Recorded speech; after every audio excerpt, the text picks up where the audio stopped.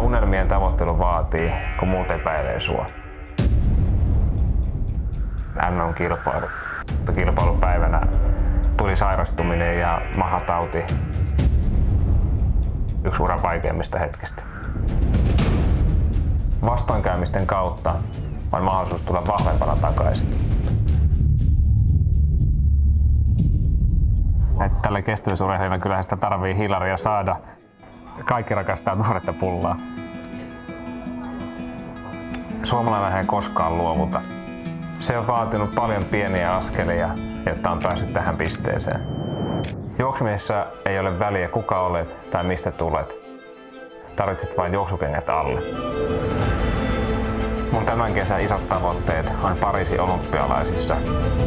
Jokainen askel eteenpäin on pieni askel kohti voittoa. Ei vain minulle, vaan kaikille, jotka uskaltavat unelmoida. Mikä on unelmasi? Nyt on aika alkaa tavoitella sitä.